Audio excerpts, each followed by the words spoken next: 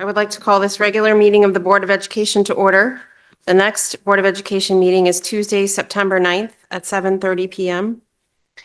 I spent the morning at the high school. I'd like to thank the high school administration for a very successful freshman orientation. It is not a small exercise to have all of those families and all of those kids come in and pay attention. And then that was followed by another, the commitment, extracurricular commitment piece, and then everybody's off to their sports practices. It's really exciting to see that campus already alive. So speaking of campuses, there are so many people to say thank you to.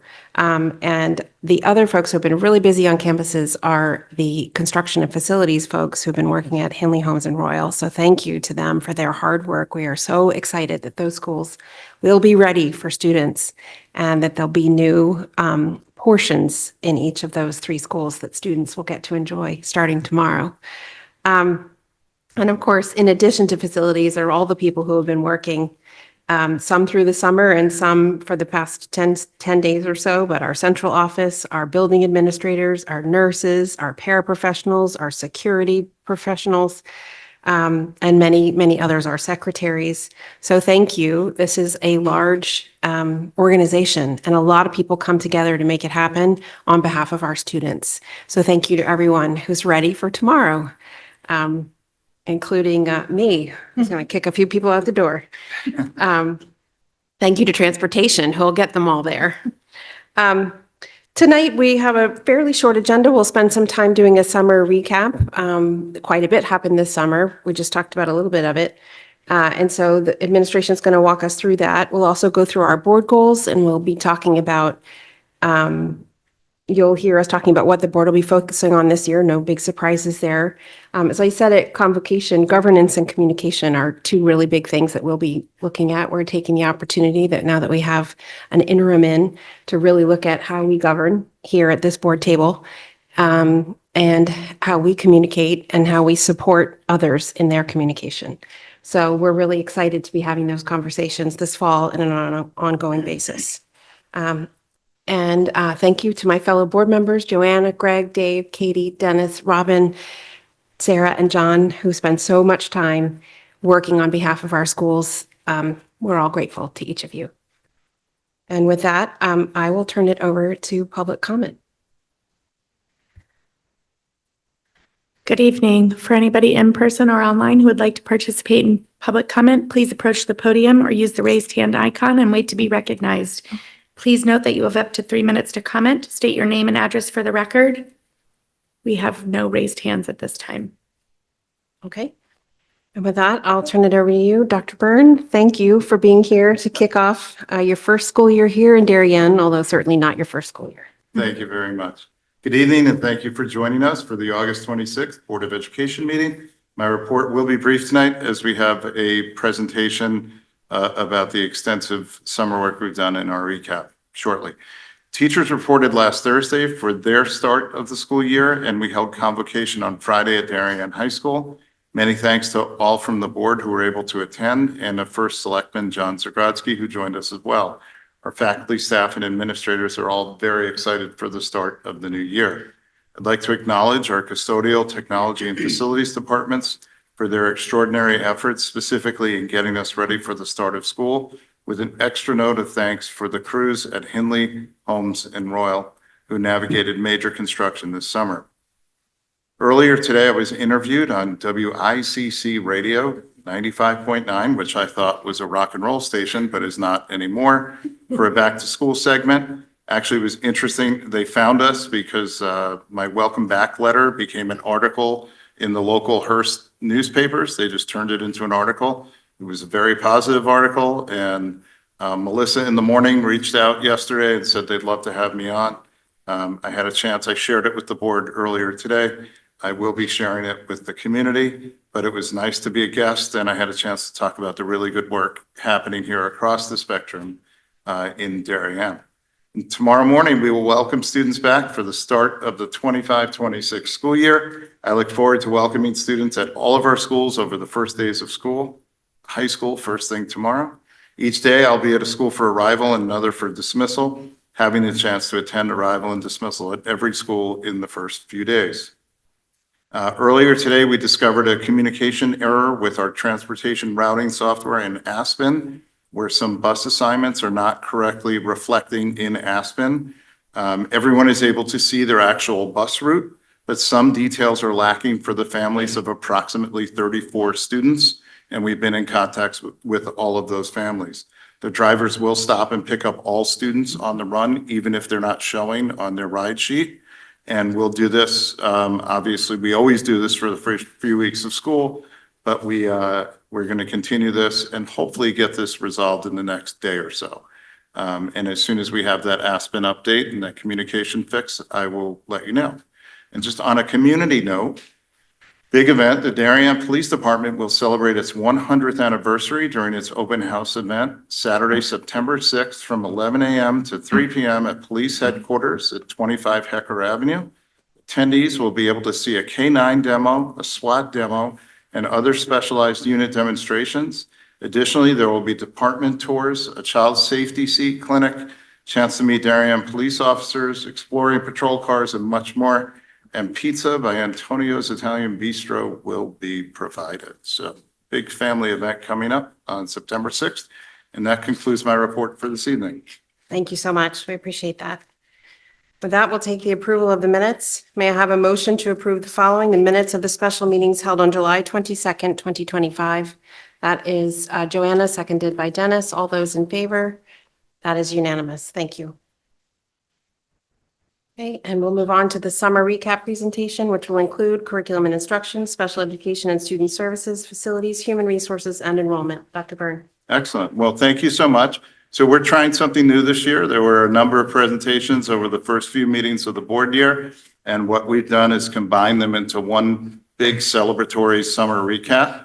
That'll give us an opportunity across departments to share the work that we've been up to over the summer and the exciting things that have been happening in the school district. So our focus, oh good, it's behind me. Our focus will first be, I'll talk a little bit about my entry plan implementation that has been in effect since I arrived. We'll then focus on curriculum instruction, special education and student services, facilities, human resources, and enrollment. I think it's really important that in any presentation we bring and anytime we're talking about the work, we connect it back to the vision of the graduate, which is what should be driving all of that work. And so you'll hear a lot about the vision of the graduate over the course of the year, but knowing that the work that was planned over the summer, whether it is in facilities and getting classrooms organized and set up and built so that they are places where kids can communicate, collaborate, foster independence, and be creative, to the work that we're doing with teachers. It is all in service of achieving that vision of the graduate. So when we talk about my entry plan, you all know what I've been doing because you were the first ones that I actually sat and met with and asked those same questions. The whole point is to build relationships and develop trust, for me to listen and learn, and to engage folks from across the district, understanding what our current priorities are, what our needs, and what our opportunities for growth are. And very specifically, it's about the relationships in my goals of setting those relationships. It's creating a structure to have those conversations, to listen and learn as much as I can about the Darien School District, to be able to speak to people across the spectrum of Darien. So I've met with folks who live in the community and don't have schools in the community, folks who have schools across all levels, community organizations, but just that broad, multiple perspectives are being heard, and building relationships not just with families and members of the community, but with our local officials and elected officials as well. So far by the numbers, it has actually changed since I shared this on Friday. I had 3 or 4 more in the last 2 days, but I've done 110 entry meetings so far, including the 9 Board of Education members, 41 district administrators and school administrators, 8 teachers, 9 support staff, 19 parents, 9 municipal officials, and representatives from community organizations totaling 15 people. And there are some pretty clear messages. I'm hearing that what's valued are teachers, administrators, and staff. the commitment to all kids finding their path and being successful in our schools, the breadth of opportunity that's available to the kids, and that students are always at the center of decisions. And even though my goals really sort of my expectations rest in the goals that have been pretty clear, building relationships, what the community is expecting from me, that I will be visible in the schools and the community, build those relationships, that I will improve our communication both within the system internally and externally, that I will bridge the gap that currently exists between teachers, administration, and the board, that I will build greater community trust in our system, build greater connections between the schools and central office, and help the board and the administration focus on the core responsibility of governance and not the day-to-day operations of the district. And the challenges that have come across in these conversations is trust, and it's in a multitude of ways. It's internal and external, but essentially trust is a theme that's emerged in these discussions. The mental health of the children is something that's come up a lot in talking with families and staff. The notion and the need to recruit a high-quality superintendent for the long term, and the inefficient functioning of the district governance team. And when I say governance team, that's all of us at this table. It's the combination of us as the board and the central administration, and that finances are always a challenge that are going to be something that we're facing. There is never going to be enough money, and we have to be efficient and fiscally responsible in that work. All right, Amy? Any questions on the entry plan piece? I'm sorry. Feel free at any point, you could ask questions. Joanne? I was just wondering, that since he's only interviewed 8 teachers, if you thought that was a good number, if it could be higher, if it struck me as like a little low compared to some of the other numbers. It might be. It's a good number for during the summer when teachers weren't available. And I already know that number is going up because there's a lot of them scheduled to come in and meet with me. So that will definitely increase rapidly in the next couple of weeks. Anyone else? Great, thank you. Thank you. Good evening, everyone. For curriculum and instruction update from summer, I think the most celebratory thing is we had approximately 75 staff members who were involved in curriculum projects this summer. They're across all schools and all departments. I think it's really also important to note that when we're writing curriculum and working on those projects, we're doing that as general education and special education team from the very beginning of all of those projects. From a curriculum and instruction perspective on the professional learning side, because you can already see there are some of the projects with regard to the levels and departments, we've done a lot of work, as you know, this summer in preparing for our implementation year 1 with HMH. We had our entire elementary team together yesterday with some coaches or representatives from HMH, and most importantly, our pilot teachers who are leading that work, who have 1 year of experience under their belts. We've also done some work, Shirley and I, together with our teams to have our year 1 of an Norton Gillingham Academy. That work will continue as the year progresses. We are on pace with our curriculum writing. As you know, we have a writing and revision calendar where we're planning out our projects, which also helps to align to our budget cycle. We're on pace also to develop a scope and sequence for every single course and grade level. That's something that's legislated. We learned about that during our board retreat. And also with our administrative retreat with Attorney Mooney. And we're also on page to complete our stage 1 projects, which will all be up and running by the end of the year in EduPlanet. Just gratitude again to the board for expanding the EduPlanet license so that all of our families will be able to have access and all administrators and staff. So that will be new this year, that our staff will actually, all teachers will be able to go on and view the curriculum there. So that's great. And that's my update for curriculum and instruction. Any questions on that? Thank you. Come.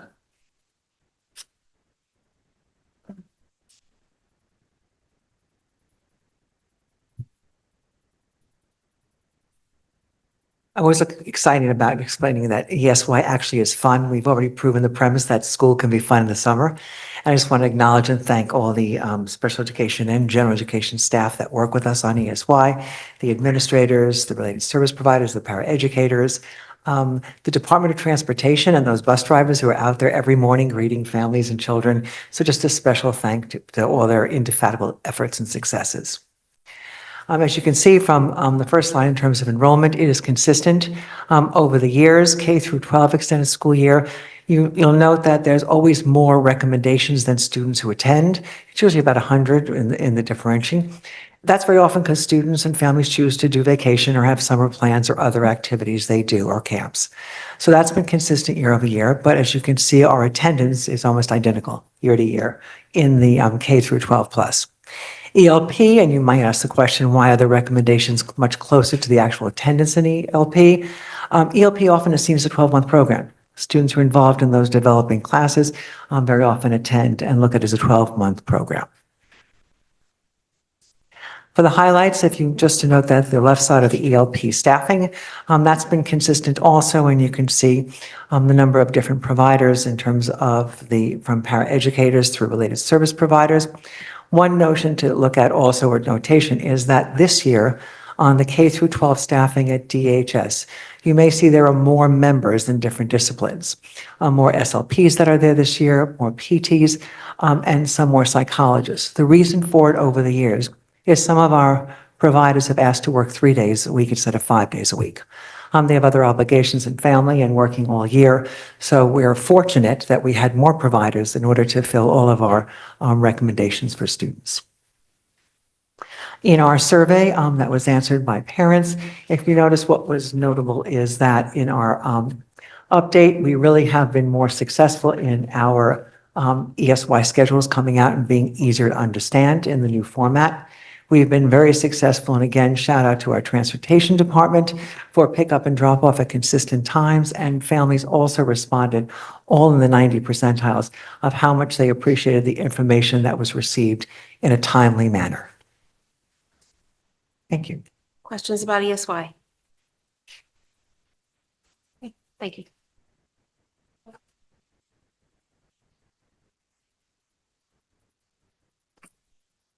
Good evening, everybody.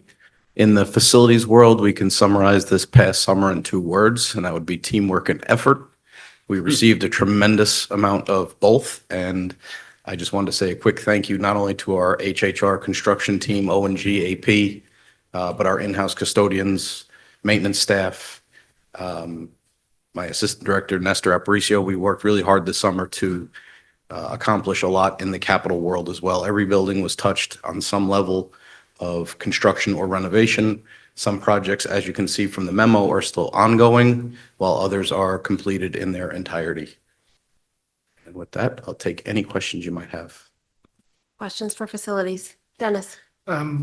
Question on the portables at the schools. Do you know how long they've been there? Does anyone know? Which portables? Any of the portables? All the portables have been demolished as of this Understood, summer. but how long, so I was talking with a colleague who said she's in her mid-60s and said she attended 3rd and 4th, 5th grade in Hinley. So portables are at least 50 years old in Darien, and we're finally rid of them. So I think that's something to be very, That's definitely cause for celebration. it's been a long time. Hopefully we never see them their again. expected lifespan is about 12 years. I don't know if they're the same portable, but it's still a long time we've had something on those campuses, so. Good point, Dennis. Thank you. Any other questions? No. Thank you to your team. You're very welcome. Truly. Truly. I think they deserve a little. Yeah.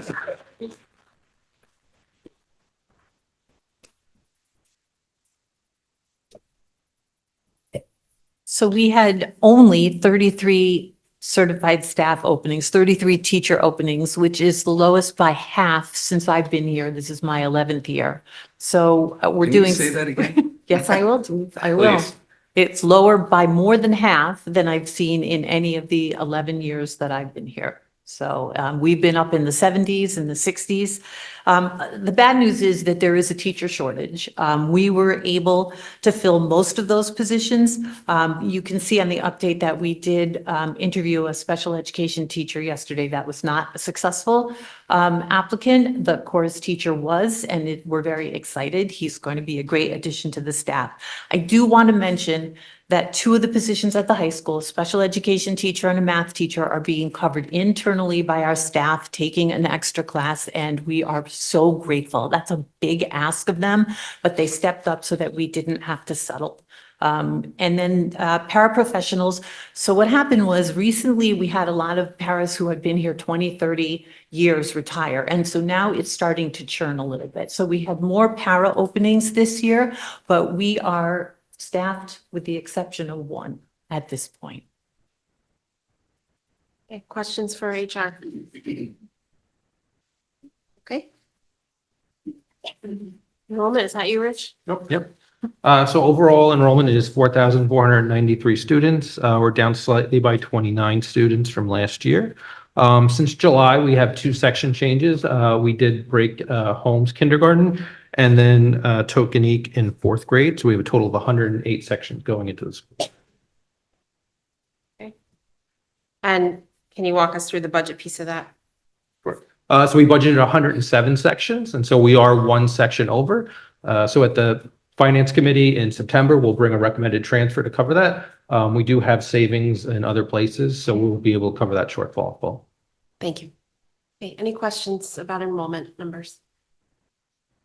I just wanted to reiterate what something Dr. Burns said in his radio interview this morning, that, you know, the question was, should the district be concerned about the declining enrollment?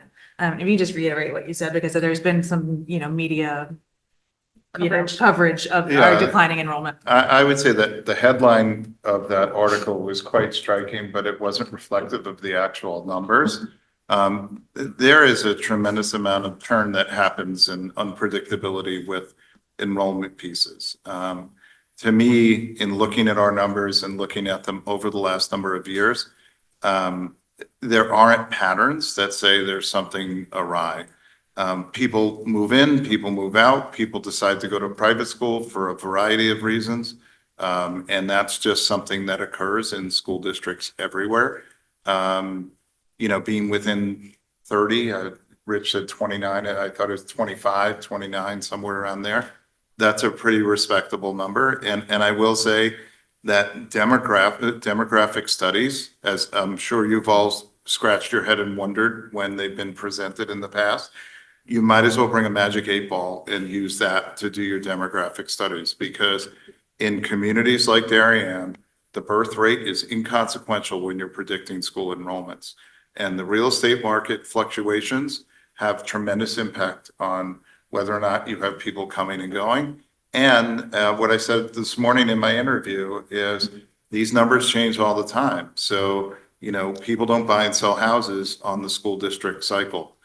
So we'll have students that come to us throughout the school year that move to Darien, and we'll have families that may move out of Darien throughout the school year.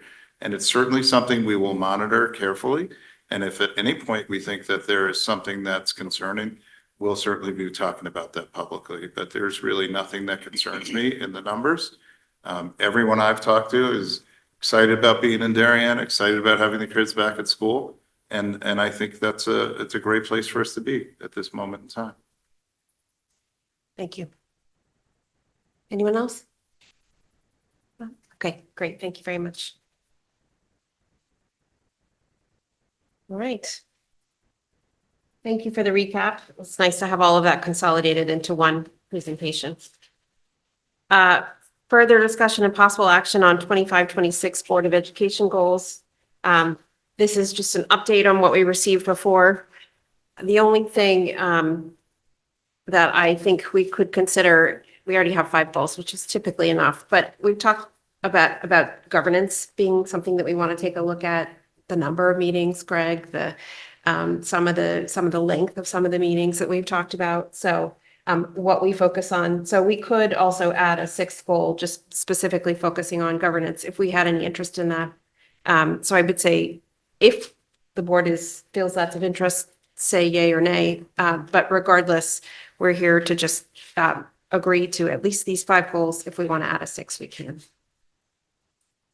Any questions about the goals that are here? Yes, John. I would echo your comments. put it on as an additional goal. We've actually started the work. You know, Yeah. we're going to discuss the frequency of meetings amongst committees and such, Yeah. so. Yeah. We get that. Yeah. So I definitely would. Yeah, great. Eric is talking about looking at the master agenda and refining some of that. That's a piece of it. Transparency and how some of our materials are used would also go there. Yes, Katie?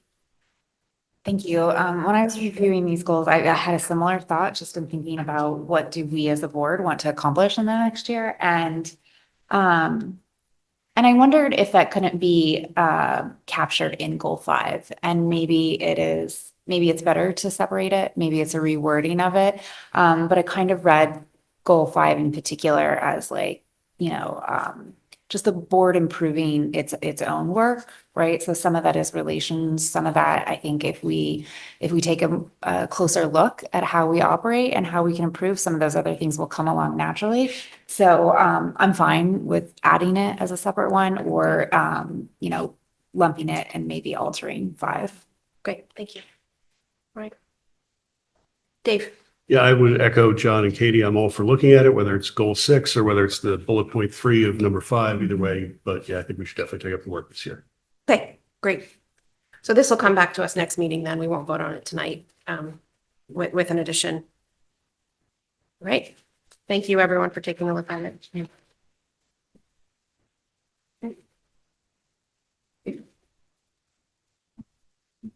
Further discussion and possible action on proposed schedule of 25-26 Board of Education subcommittee meetings. As a reminder, administration went back and just took a look at whether or not we could have a few of our subcommittees meet at a slightly different cadence, meeting more like every other month. Any questions about that? So facilities and policy are more every other month, curriculum and finance stay on the same monthly schedule. Katie? Thank you. I just wanted to highlight that there seems to be a slight disconnect between setting the calendars now and the change up that the board experiences in a couple of months. So I just wonder if there's another way to do this, if we wind up having to revisit it. Can we postpone this to November? Do we need to take care of this now? Just a thought, because I do find that sometimes we wind up kind of forcing a fit versus maybe making it optimal. For the actual dates, meaning you don't know if you want the facilities and policy to be every other one, because curriculum and finance, they're staying as they are. Yeah, I guess I mostly mean about, it typically comes down to like which day of the week, right? Depending on who the committee members are, just because the committees change every November, that's setting it now in August, and then we are setting it without knowing who are on those committees and if those particular dates work. That was really my point. Gotcha. I would suggest that we go ahead and put something down, and that the new board take as an action item to take a look at the calendar at that time and see if anything needs to be revised to that end. Can we just make sure that we highlight that, like, Sure. as we have our, thank you. Okay, with that, then I will take a motion to approve the proposed schedule of 25-26 Board of Education subcommittee meetings. That's John, seconded by Sarah. All those in favor? That is unanimous. Thank you.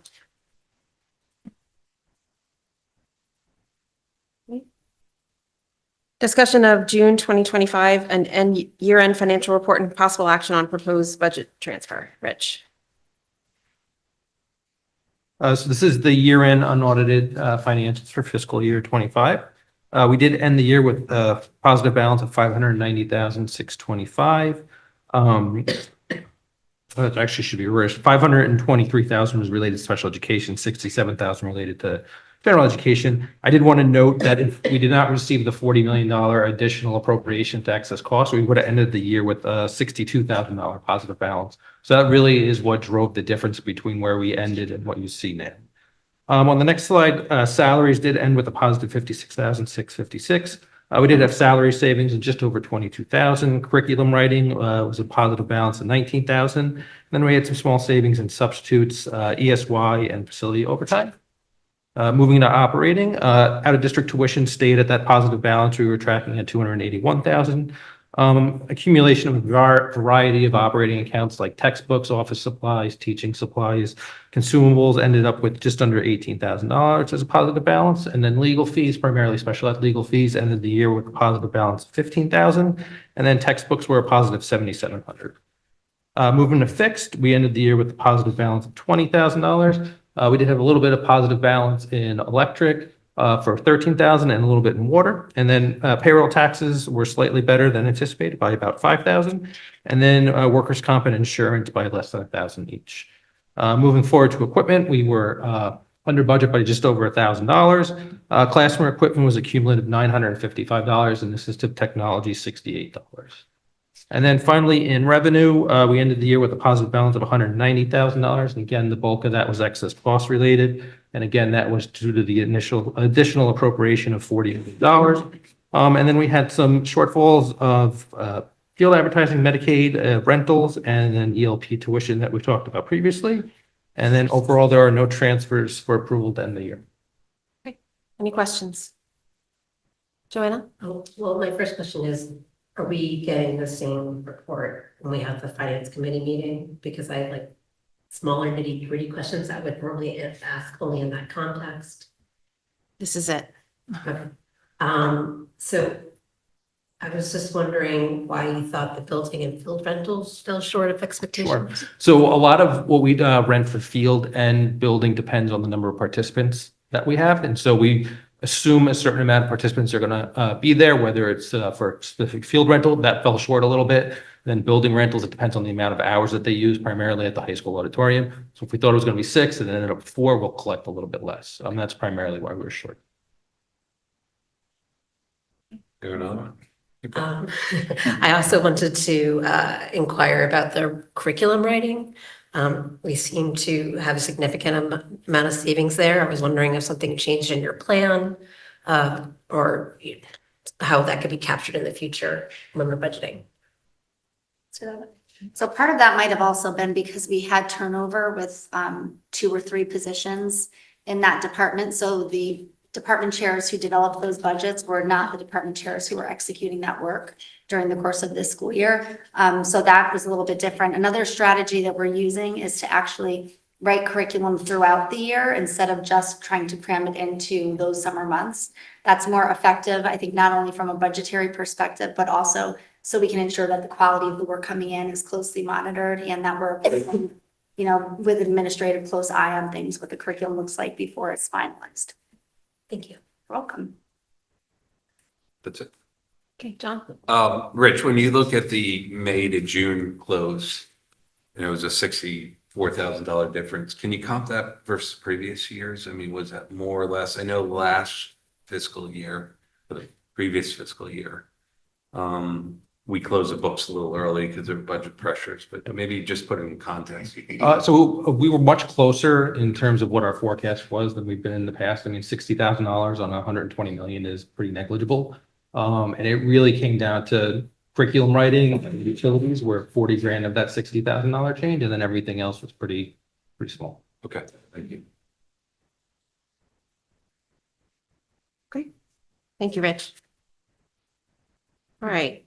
The appointment of an impartial hearing officer for student disciplinary matters, expulsion, expungement requests, and for hearing school accommodations appeals, including transportation appeals, as provided by statute for the 2025-2026 school year as they arise. A reminder, this is something we do yearly. Dr. Byrd. Yep, it's an annual appointment. It's an individual that is in the packet that has been appointed in the past. So that's discussion. Questions? Okay. With that, I'll take a motion to appoint Attorney Stephen M. Sedor as the impartial hearing officer for student disciplinary matters, expulsion, expungement requests, and for hearing school accommodations appeals, including transportation appeals as provided by statute for the 25-26 school year as they arise. Dennis, seconded by Robin. All those in favor? That's unanimous. Thank you. Okay, then we have possible action on proposed contract agreement with the Darien School Maintenance Association that we discussed in executive session. So there will not be any questions unless they're just about process. May I have a motion to approve the contract agreement between the Darien Board of Education and Darien School Maintenance Association for the period July 1st, 2025 through June 30th, 2028? Dave, seconded by Robin. All those in favor? That's unanimous. Okay. And, okay, discussion and possible action on approval of a 0.2 FTE resource allocation for world language at Middlesex Middle School. Dr. Byrne. So this is a request just based on need. We had additional students wishing to take French at the middle school in the tune of about 25 students, and this would enable us to accommodate those requests. So my recommendation is doing an overage. We have French teachers that have the ability within their schedule to teach that additional course, and it will enable us to satisfy the schedules for those families.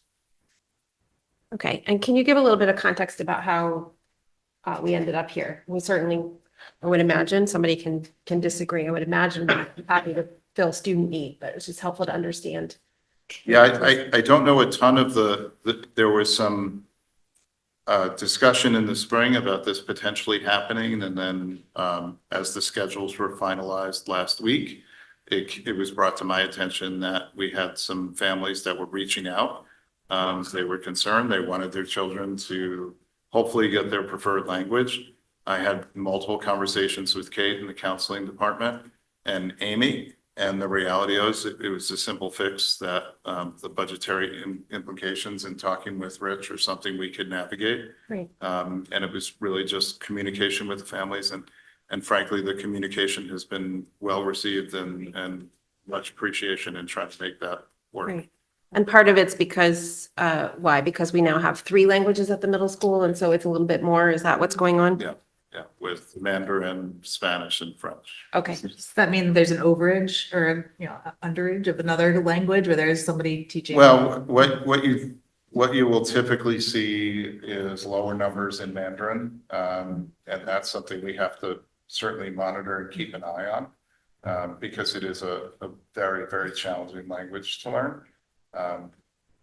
Spanish is traditionally the most popular among the kids, and then French, but it's something for us to keep an eye on as we go into budget planning for next year. Joanna. This is a particularly large class. I think it's the largest grade in the district. So are you going to need to make this adjustment every year, or do you anticipate being able to plan for it? I would imagine that the numbers will be pretty consistent going forward. I don't know what the incoming class numbers are right at this moment in time. I'll probably be better at that in a couple of months, but and depending on what the class size, that would be in 8th grade that's moving out. But it's something that we will look at in our budget development and really make sure that we're planning appropriately, and hopefully we don't end up in this place next year. Well, thank you to all of you all for getting on it and getting a staff person in place. We appreciate it. Okay. May I have a motion to approve a 0.2 FTE resource allocation for world language at Middlesex Middle School for the 25-26 school year? Dennis, seconded by Robin. All those in favor? That's unanimous. Okay. Right. Personnel report, March? I don't have anything to add. Yeah, thank you. Okay. Follow-up action items. I didn't take note of any other than the governance goal, but that will come from administration. Okay. With that, we'll open it to public comment. Good evening. If anybody in person or online would like to participate in public comment, please approach the podium or use the raised hand icon and wait to be recognized. Once recognized, please state your name and address for the record, and note that you have up to 3 minutes to comment. We have no raised hands at this time. Okay, and no one in the audience is at the podium. So with that, I will take a motion to adjourn. Okay, Dennis, seconded by Joanne.